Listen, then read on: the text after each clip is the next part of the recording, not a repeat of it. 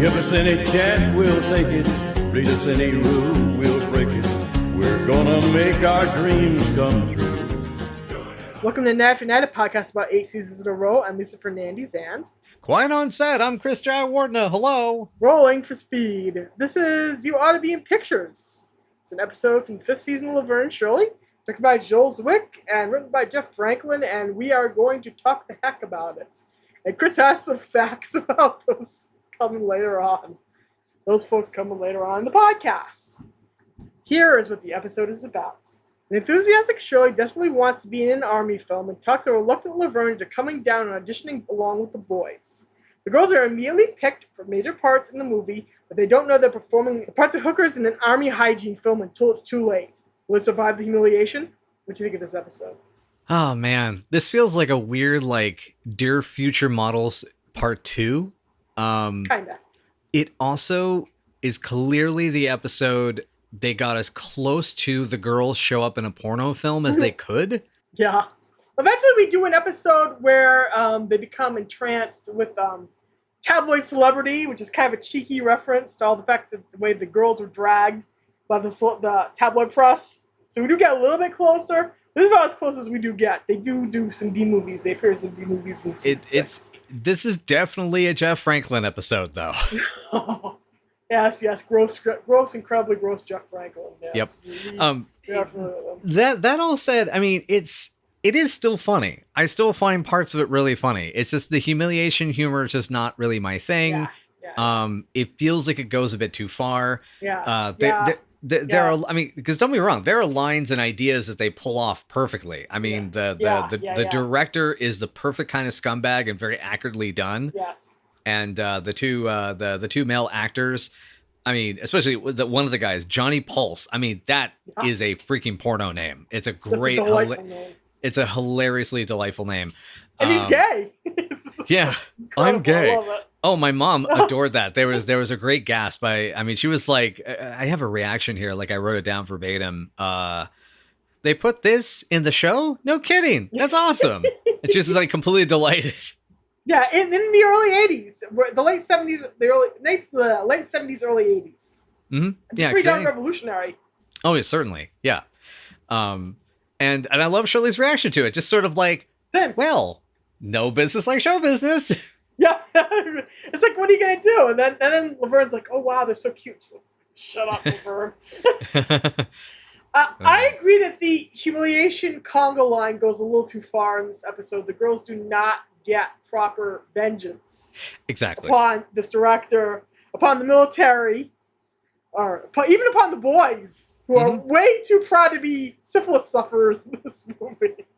And I think that's the problem, is that it's the punchline of the end of the episode is them suffering the humiliation. And that's not funny to me. Yeah, exactly. It's like, oh, it's great for a howling laughter humiliation thing, but I guess that's the problem. It's the what is that German word? Schadenfreude. Yeah, Schadenfreude. Yeah, Schadenfreude. Thank you. I should know this. I know so many German people and German language people. Lenny Squiggy. So that's the thing, though, is that it's the idea of taking pleasure in watching them suffer. And unlike, say, like Dear Future Models, where it has this great sisterhood conclusion of we don't need them. We don't need their validation. Yeah. We're beautiful on our own. Yeah. And we got to live the dream for a little bit in our small little way. Here, they don't get the dream. They're essentially booted out of the whole situation entirely. And it's the thing you strike off your resume. And that's relatable, but it's just really, it's like I said, I don't hate it. Yeah. It's just depressingly rote. Yeah. It goes too far. Like I said, it's not enough that they get humiliated for Lenny and Squiggy. It's not enough that they get humiliated in front of a bunch of army guys. It's not enough that the boys go to the premiere and they tell everybody that this is their friends Laverne and Shirley playing the hookers. It's that it ends up on local television somehow. Which makes no sense whatsoever. No sense at all. This is 1962. There is no way they're going to talk about good time girls and STDs and all that kind of stuff. They didn't even have those in regular mainstream films really at that time. Like, yeah, exactly. Hays Code. Yeah, the MPPC, the Motion Picture Yes. Production Code. I've been researching this because as of this Yes. recording, I've been working on a Call of Cthulhu one shot, which I'm just going to Yes. throw that out there. Which one Lisa has been Appreciate wonderfully helping me with brainstorming, but Aw. it's causing me to research the production code. And I even found out that like certain films that dealt with like either like abortion or sexual promiscuity or what have you, Yes. they had to convince. Like the treatment of alcoholism in Virginia Woolf they had to convince the code, the code Yes. bearers, the MPAA, they had to convince them that there's a significance to this, or tons of thousands of people have seen the play. Who cares? You know. Yes, exactly, exactly. There's no way a military PSA, and yeah, sure, some military PSAs when you find them today on YouTube. Some of those, I mean, yeah. This is the kind of stuff that gets shown on TCM at 5 in. In fact, as we speak, as we tape this episode, they're going to show "Shake Hands with Danger" at 5 in tonight on TCM. At 5 in tomorrow morning on TCM. Shake hands with danger. You're the guy I used to know. But these wouldn't be things that they would air on national television because they wouldn't be acceptable subjects. So, they would air. This would be something where I said it'd be a curio and you'd see it weeks later. Yeah, exactly. Yeah, you would. This would be like something that would get run as like during the 70s as a midnight movie, like the midnight movie shows. They would like run they'd spool a bunch of PSAs, about like the menstrual cycle or sex education or something like that, and then stick that in front of a John Waters movie or Teenage Mother. Teenage Mother spells 9 months of trouble. That is, I think, our 5th time bringing that up since we started this podcast. I absolutely love that. You gotta bring oranges for all the pregnant kids in junior high in New Jersey. Oh, speaking of Grindhouse directors, though, I love that Todd Powers, when he's in his whole director mode, he's not just a bad director. I mean, he is a bad director. He is a bad director. He is a shyster. He is a scoundrel of a director. He's also like, what if John Waters filtered through toxic masculinity? Yeah.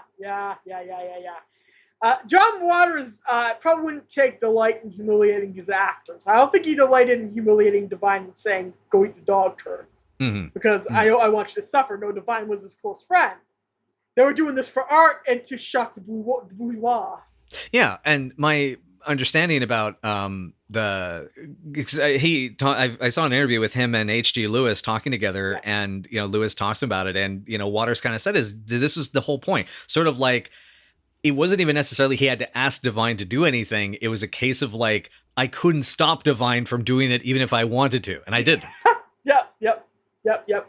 It was basically them taking their middle fingers and shooting them up at the establishment. Right. In a lot of ways. They wanted to shock and horrify people. And that's why the older Water got, and you got into movies like Pecker, and you got into movies like Low Down Dirty Shame.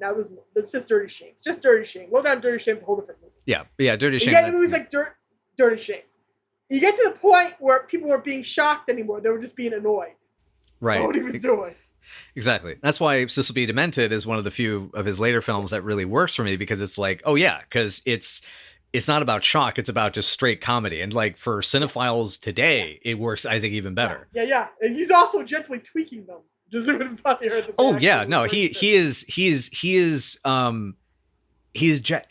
Okay, we're gonna make this have to be an explicit episode because we're having a John Waters conversation, but it's about them being loosey goosey, so we might as well just go there. We might as well. But it's like Cecil B. Demented is, for anyone who doesn't know, and especially I think people who've seen it will find this funnier. He's trying to convince film nerds that him jacking off the air is going to make them come. That's basically because that's the thing is he's mocking them. Yet he also understands he is one of them. Yeah. But that's the whole. But that's the point. Yeah, exactly. He's mocking them, and he is them basically. And that's kind of the bummer I feel about Todd Powers, the director in this episode, is, And I know bringing this, this movie up is always kind of is a touchy subject, especially with the folks that are probably the audience for our show. But one of my absolute favorite things about Once Upon a Time in Hollywood is the director of the Lancer pilot that is you see Rick Dalton going to film, because the director wants to make good art, and it's still cheesy, but the idea is you're seeing a guy that takes the medium seriously. I actually would have, loved, even though I understand it wouldn't have been the kind of broad, big vaudevillian comedy that it is that, it's like, oh yeah, but the girl, because the thing is, this is treating the girls as idiots, and the director has to be an idiot. Otherwise, a real director would be, would be horrified and mortified and never hire them. Yep, exactly. But I like the idea of him believing in them and wanting to make this great performance, and like having these intricate backstories, and it's like oh, you're on the skits, and so realizing that yes, he's still because and the thing is, truthfully told, like I've known people working in indie film who've gotten unfortunately like kind of screwed over by these jerkwad directors that like give them all this character work and stuff like that, and really it's just the director getting inside their head and fucking around. I'm reading a biography about Bob Fosse and how he did that with his dancers. Oh, yeah. I'm actually in the middle of that. It's a really good one. It's the one they based Fosse Verdon on. It's really good. But he used to go up to his dancers and whisper in their ear, tell me more about your boyfriend, or tell me how much you want me. I was trying to get the right mood out. And he slept with some of them. Oh, yeah. He didn't sleep with all of them. There wasn't enough time in the day, so to speak. I can only fuck women. There's only so many people I can fuck today. That's kind of true, though, if you read the book. That's kind of true of him. Oh my God. At that point, you're just going to get like a little puff of dust out of the tip. Jesus. Hey, for some men, one puff of dust is enough. Now I'm just gonna imagine. That's how I'm gonna think of Bob Fosse now, overachiever. Bob Fosse, penile overachiever.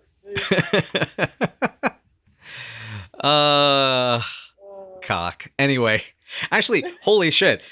Just as I said that, I look at my notes, and this is the when he lines up the ladies, in the audition process, the director.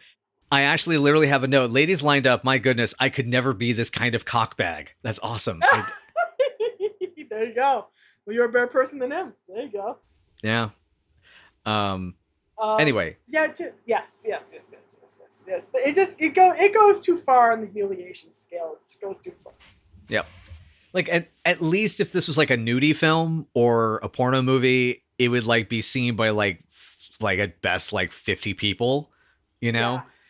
And especially back then. Right. And at least Laverne would be into a bunch of dudes, jizzing to the side of her. Yeah, exactly. I know I'm going super blue today. I probably am going to actually have to put it. No, this is a blue episode. We open up with Lenny entering the room with the girls' bags. He thinks it's an extra step, and then he almost immediately proposes a threesome. That's true. It's very bold for him. Mm-hmm. It's wildly bold for Lenny. He is never the kind of guy to be that blunt. Say, we're bosom buddies, girls. Let's do it. Yeah, which my note about that is, hey, Lenny, whoa, hey, I don't know, but maybe you possibly should, wait until the show is premiered in a year from now to make that joke. Yeah. But it's like, and then Shirley is just immediately no to him, and Lenny just goes, he starts nuzzling with her.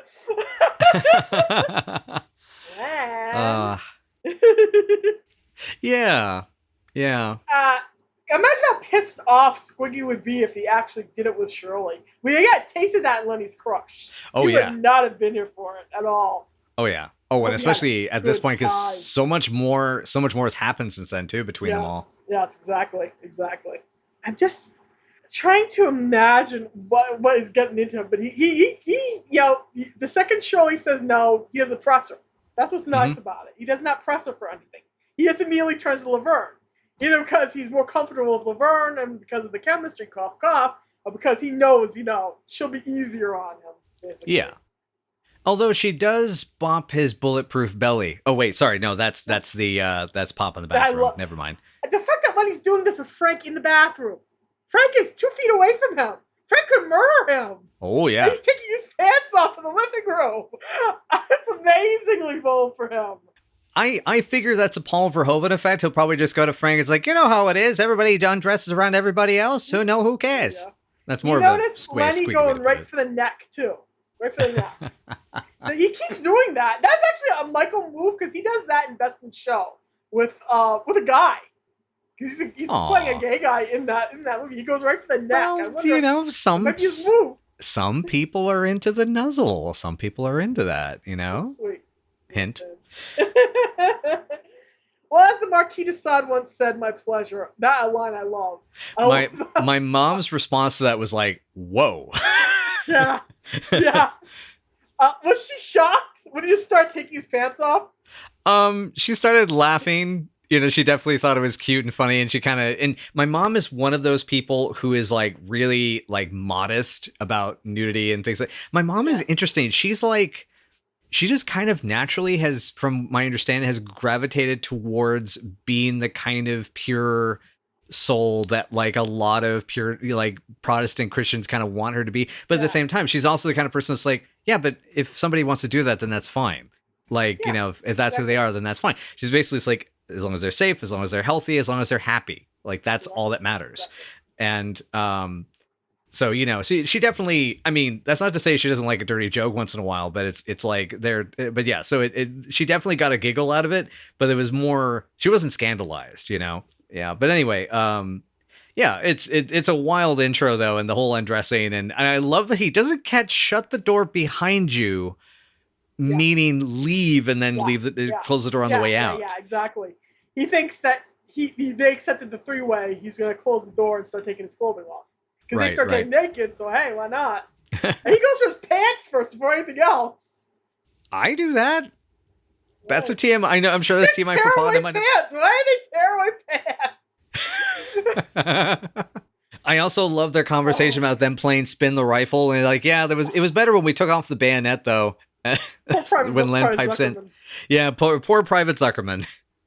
Poor guy. And then, oh God, Frank does not even go running out when he hears them screaming. What's even going on? And you can probably hear Lenny's voice. Like, yeah, the nice body Len reference. My God, he should have taken that wrench and like thrown it at him and toppled him down the stairs. And there's something very sweet and Lenny-ish though with that line. You could have at least said "nice body, Len." And we should add, it is a nice body. It is a very nice body. It is good. It is good. Also, why does Shirley want to know where he gets the underwear? And then Laverne remarking, well, you know the line. I'm sure you have that one written down. Now, I'm going to be up all night thinking about that. Why did you tell me about that? They're normal-looking boxers that aren't even weirdly printed, and he's had some more unusual underoos on before. Mm-hmm. So I don't know why she's so wondering where the heck he got his underwear from. They just look like regular boxers. Yeah. There's an actual note that says, "Those are normal boxers, Cheryl," right here in front of me. I mean, they're just boxers, I mean, if like they were a strange cut, I would get it. If they were a weird tidy whities with like a pattern on it, I'd get it. But if they had like weird things on there, unusual shapes, it's just like normal straight boxers. See, like and boxers, he looks very good in them. Anyway. Well, what if they had a bunch of iguanas and it's his Jerry pants? Oh, that would be adorable. Or Jeffrey pants. Jeffrey. My brain. Pants, yes. Why did I say Jerry? I'm looking at my notes like, where did my brain go to Jerry? I've actually been forgetting words like all day. It's just been this weird thing. The brain is getting dry on you. I think it is. I think it's the right brain needs to take over for a bit. Then we get the even filthier line where Laverne says she's going to take the socks out of Shirley's bra and give them to Squiggy to play with. My note after that is, this is definitely a Jeff Franklin episode. My note is just, wow. This is wow. That's all Yeah, it my mom gasped and covered her mouth laughing. It was pretty wild. And then it really gets going when Shirley starts putting the love on Laverne, like, because yeah. My note on that is this is super queer. That was my note. yeah, oh yeah.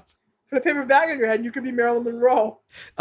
So just to let folks know, the reason we do bring up the whole Jeff Franklin stuff in regard to this sort of thing, this is just to reference this again. I'm going to try to make this kind of quick. Is that back in 2019, the Hollywood Reporter revealed details of a probe that had been made by Warner Brothers and included interviews with like staffers from Fuller House, and they commented that Franklin would talk about having orgies over the weekend, and he would have like requests that all writers come to his mansion and reminded to bring their bikinis and complain.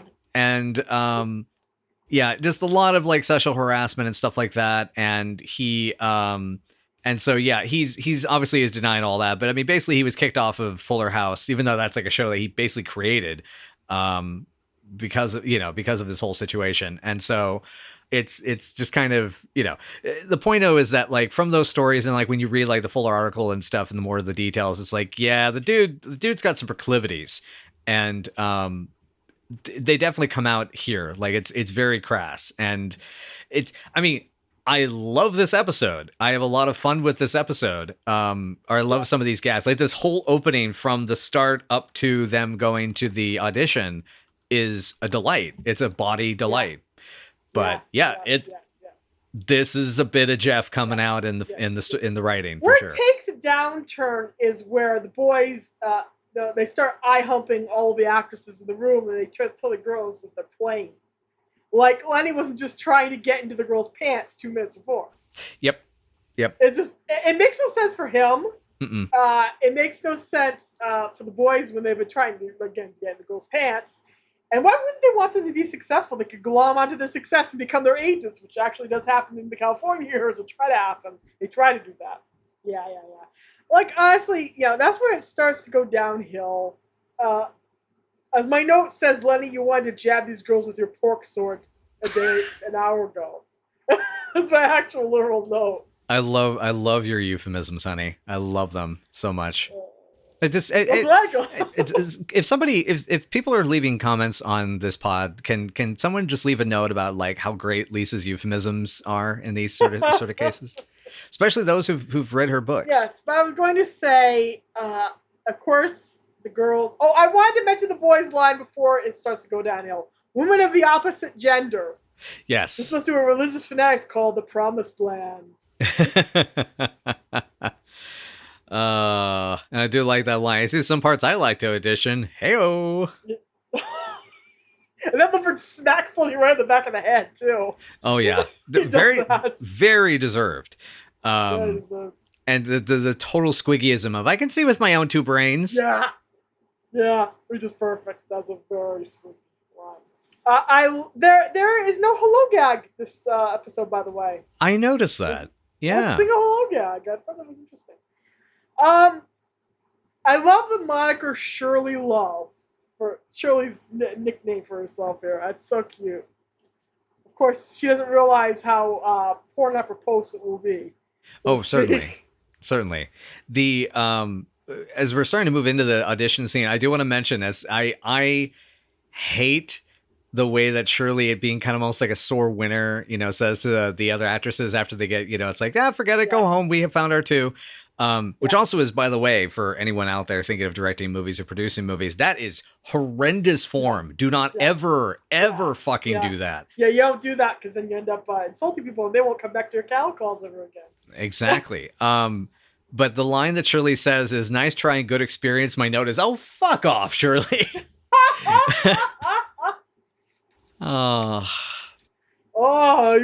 You reached your limit with her.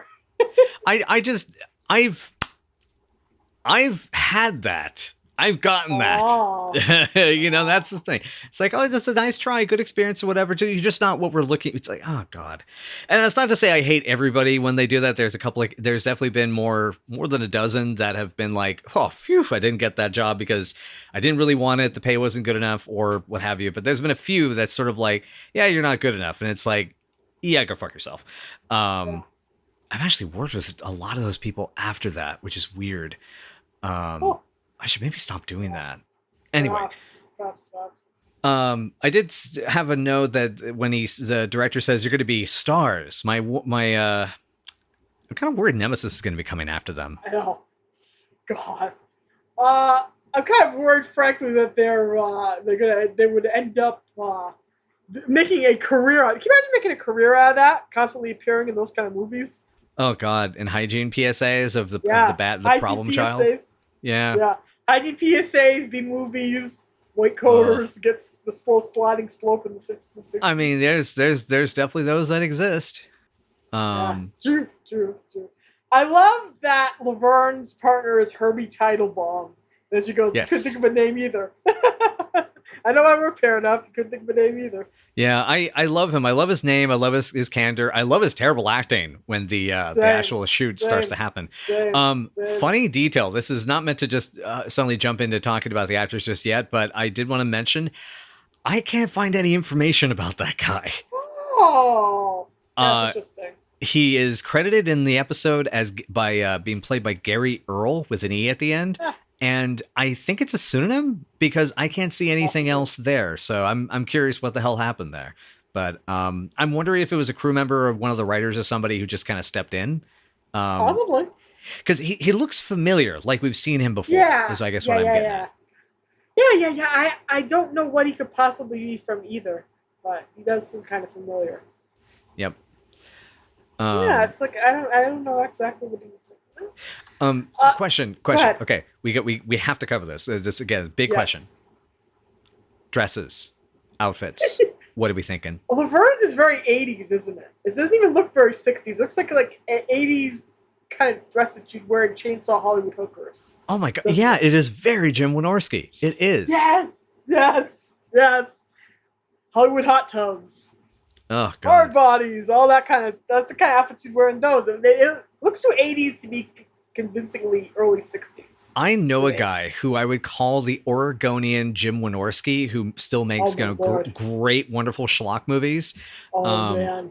I'm gonna send him a picture of those outfits and say, Joe, bingo, I found the look for your next female protagonist. Yeah. There you go. Oh my God, it's great. I love how Laverne just leans, by the way, into the whole thing. She just leans to every little bit of the role, the requirements, what she has to do. She enjoys it way too much. I was like, oh yeah, like sticking out her chest and having fun. And Shirley, how do they not know they're playing hookers? By the way, how do they not put that together? They're extra dumb in this episode. Which is the problem with this whole thing, and why I feel like it's better if it's the idea of a director trying to make high art and trying to make this thing, and actually the tragedy of it is it's recut and dubbed over.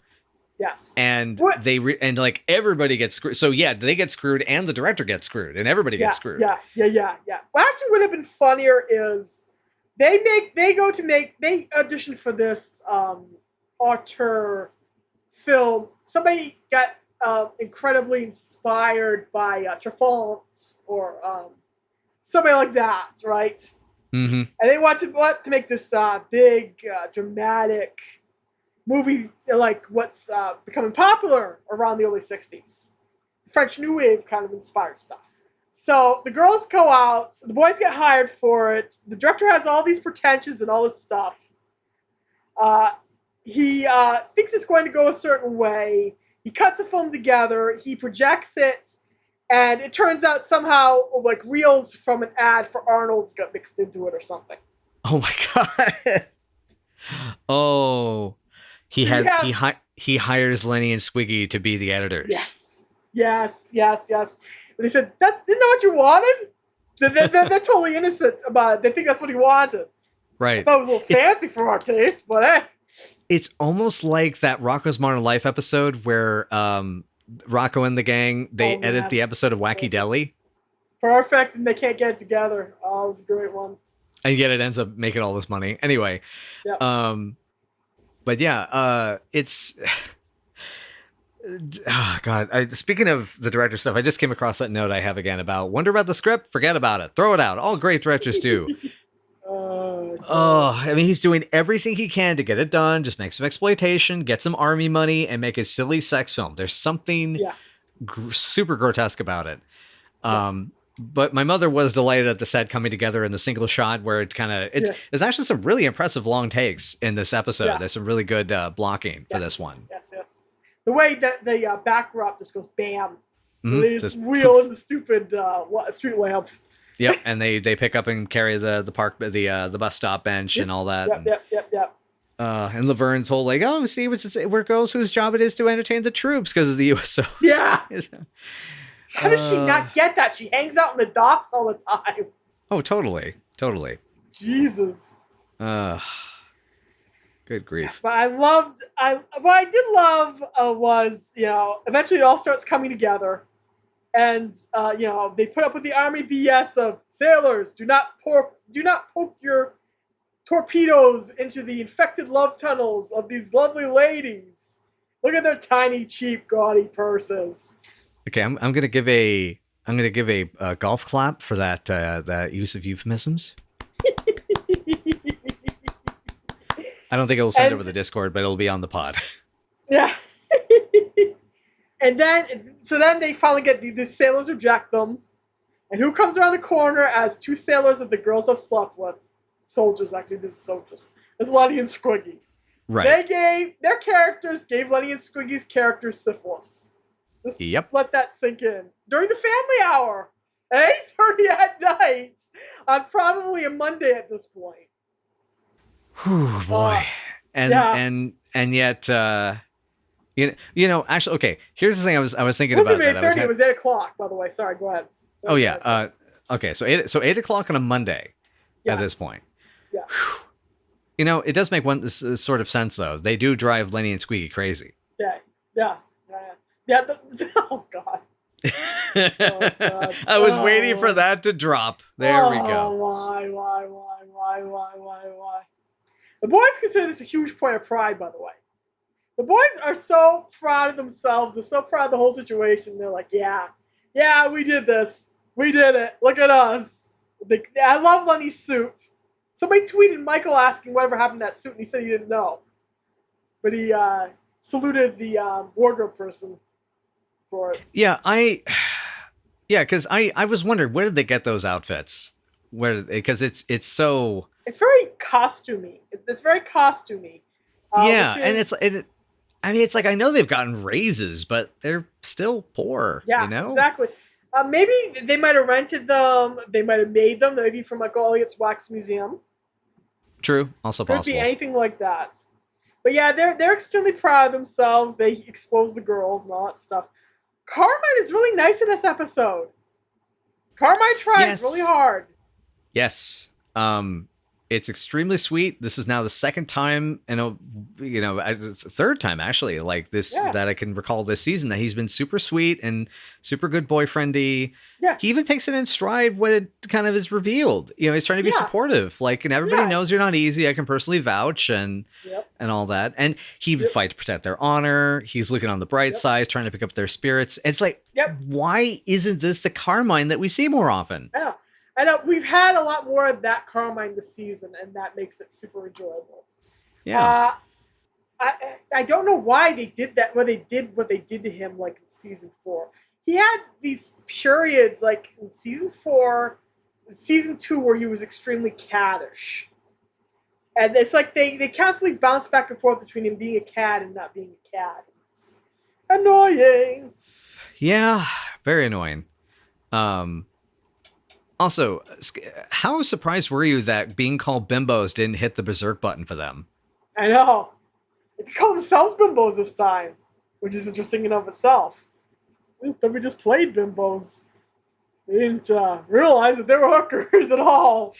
And you'll forget all about playing hookers. We played hookers? I thought we just played bimbos. No. It's like the girls have to be extremely almost silly naive in this episode for it to work. How the heck did Johnny Pulse actually make it into a newspaper?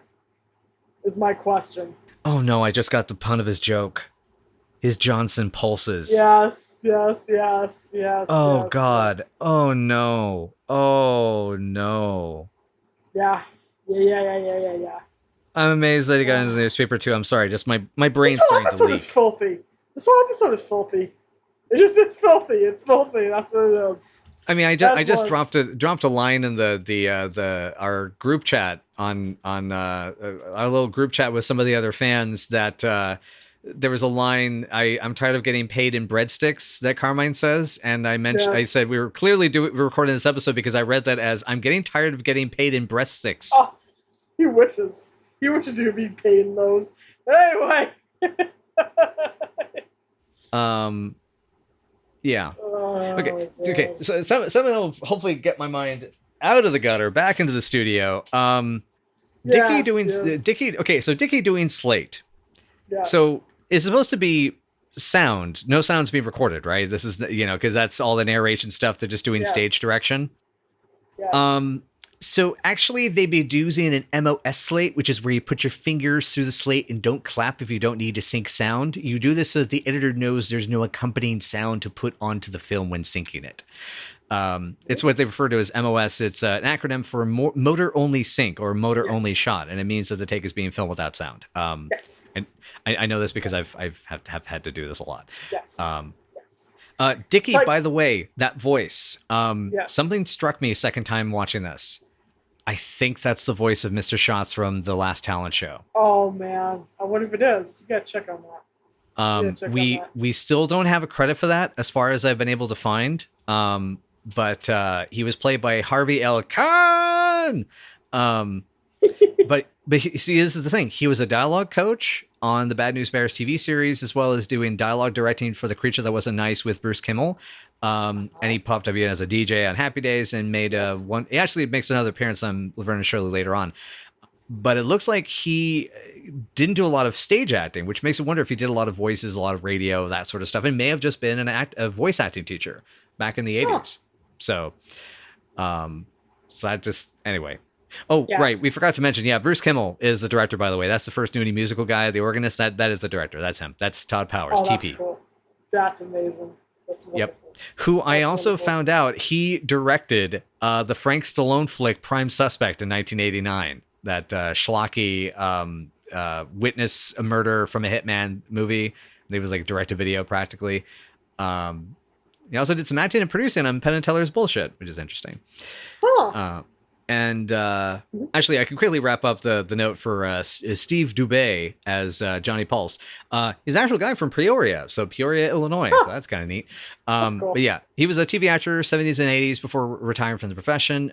He did get this part in Laverne and Shirley, a regular spot for a few episodes on Breaking Away, General Hospital, 2 Love Boat appearances, because of course he did. And his last part was on an episode of First and 10, and that was it. So not a lot of notes for today for the actors and such.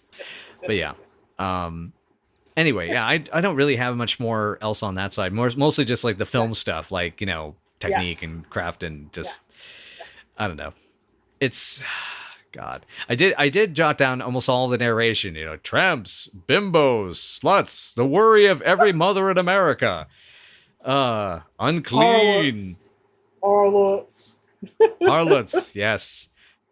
That's right. It's harlots, not sluts. Sorry. Yeah, they didn't say sluts. They couldn't get away with sluts in the 70s. You can get away with it now, but you couldn't get away with it back then. The cheap, gaudy dresses, the painted mouse, and those flashy purses. Oh, God. I love. My mom got a huge laugh out of the purses getting thrown back to them after they try to chuck them away. Yeah! That's funny. That actually is funny.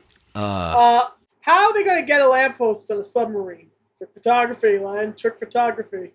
Yeah, of course. Trick photography. Oh, man. But yeah, it's like it's getting this really into this range of like Three's Company, TNA sort of comedy, and it's funny in that sort of way, but it's I don't know.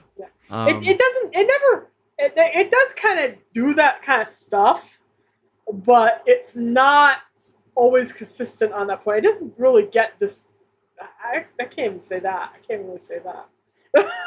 But it never gets that Three's Company-ish in a way.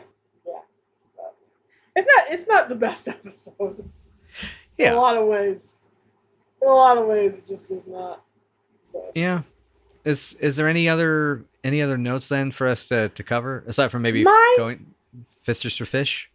My last note is the boys and girls really hate each other in this episode. Yeah. It really aside from Lenny putting the moves on Laverne and Shirley, it comes off as them totally disliking each other to a level we haven't seen since like season 1. They're like really mean to each other in this one. Yeah, it's very season 1, season 2 in some ways too. Yeah. Oh, I want to throw a special mention in about Frank. Frank's whole scene when he comes out of the bathroom finally, he's fixed the wrong thing. Mm-hmm. That's great. And it looks like he's been fighting the ghoulies for the last 2 days. Yes. He's been fist fighting the ghoulies over the weekend while they've been at the reserves. I love that Frank was a Shakespearean actor and an incredibly bad one at that. To be or not to be? That's a good question. To be, to not to be. She got her acting talents from me. Yeah, all the DeFazios, they're all natural actors. I love it. Let's get a paper bag over your mouth. It's a great line. Pop, is that you? And he makes like a Muppet noise like, "Arr!" Yeah. It's my Pop. Oh, gosh. Okay. Yeah. I think, are we going to do pros and cons? Are we going to, yeah. I almost wonder if like we kind of have covered a lot. I guess, yeah, let's line them out though. Let's line them out. Like the pros I would say are, it is definitely authentic to this kind of shitty filmmaking. You're working with a lot of like really untalented fucking idiots who have no idea what they're doing, and you get really frustrated. I will not name names on that note. We know who you mean, wink, wink. Yeah, I don't, seriously. I mean, there is actually a case of that. I realized I worked with somebody I started to work with more regularly later on one of those types of shorts with one of those types of people. And when I brought it up to them at an event, they actually denied being in it, and then later came up to me and said, "I don't tell people that I was in that. Please don't bring that up." So yes, very authentic. I love that Carmine is a sweetheart in this episode. That, as I mentioned, that pretty much the entire opening scene is cute and funny. And even though Lenny oversteps his boundaries, he does it in a way that's he takes no for an answer, which is the thing that we always appreciate about him. So that's in character. It's charming, in spite of everything else. It's charming, and it's properly naive towards after the bosom buddies line comes out. Exactly. It's a very it's a really well directed episode. Joel did a really good job on this one. And it's this is definitely we're in the middle of this Joel Zwick run, and I'm really curious what's going to happen when he's gone, because I think pretty much he starts to disappear in season 6, if I recall. Correct? Yes. Season 6 is an interesting case in a lot of ways because the scope gets bigger, but it also kind of shrinks more. So we will actually, it's an interesting case. We'll get there. Because, and I think talking about scope is interesting because, there's some, blocking wise to just get the timing down. The pacing of this episode is really tight. It really moves, and that's very brisk. So those are all the pros. Cons, still is creepy, way too humiliation. I would love to have seen it. And I think really that whole, I really don't like the ending. It takes like a whole like point and a half for me, as it's that conclusion. The obvious pro for me is that opening scene. The opening scene, everything with Frank is cute and it works. I love Shirley's ambitions. I like Carmine being an awesome supportive boyfriend. What I don't like is the humiliation con. I don't like the humiliation Congo line. It just lasts way too long. The girls never get a leg up. It's mean. The boys are mean towards them. The girls are mean toward the boys. Even to a level beyond what they climbed to over the past season. And considering what happens deeper in the season, and even the next episode over, it's hard to buy that they still loathe each other that much, so to speak. So that's my con. Yeah. Now that tracks. Yeah. All right. Cool. So ranking. Ranking. Oh God. You I'm first. I'm gonna I'll take it. I'm gonna be nice to it just because it does, as I said, it captures the bullshit filmmaking too well, uncomfortably well.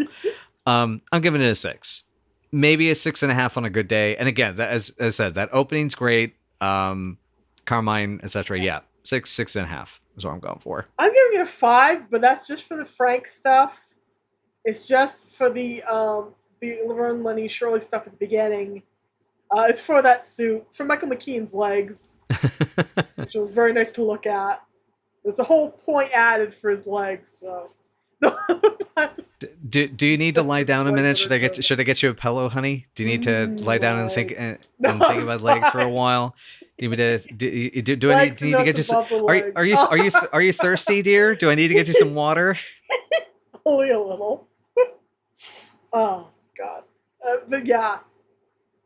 That's what I'm ranking it for. The boys and the girls are just cruel to each other in this episode. The episode is cruel to the girls. It's like all that bitterness in the writing room leaks out. Yeah. It's just like well, since they said my script was shit and they kicked it into the rafters, fuck it. Now I'm gonna write them as hookers. And it's like, yeah. Okay, you make them look like the dumbest two people on the planet.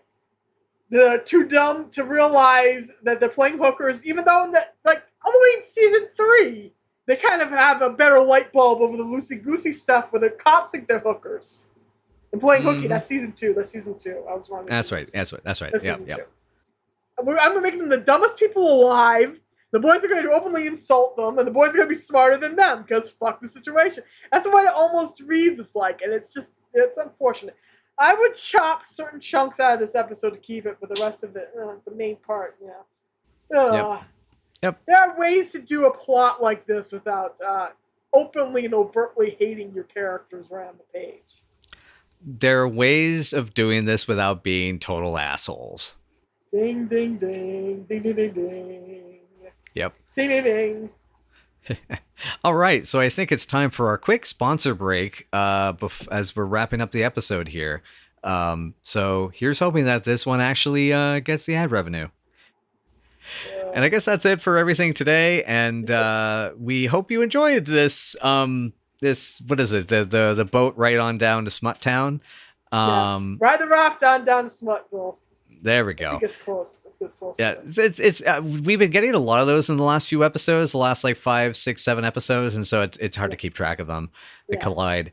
But anyway, folks, we hope that you've enjoyed our little foray into the wonders of movie magic. And if you'd like to know more or get more on the program with Night After Night, then you can join us at Night After Night Pod on Facebook, Tumblr, WordPress, Patreon, and YouTube.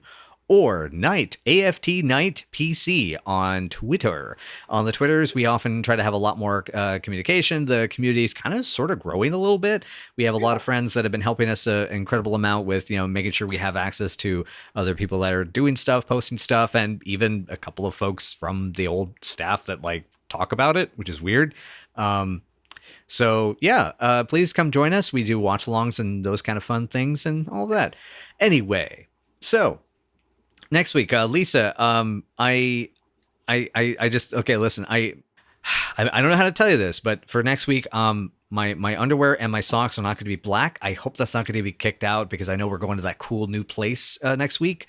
And I don't know if that's cool enough. It'd be cool. So anyway, Daddy-O, the early 60s finally hit Milwaukee, and the girls discover the beatnik movement. Shirley becomes obsessed, and Laverne worries she's losing her best friend. This is the Beatnik Show. Oh, the Beatnik Show. Man, that sounds like a good time. I mean, I don't know. Wash over us, good episode. Wash over us. That sounds like a good time. I mean, I don't know. It's not like it's going to have, like, Simon and Garfunkel in it or anything, but... well, we'll have one of them. We'll have half of them. Well, thanks again, everybody, and we'll see you next time. Don't take any flashy purses from weird directors, guys. Don't do it. Bye. and get a better first or second AC to slate correctly. Your editor will fucking hate you. Me and you.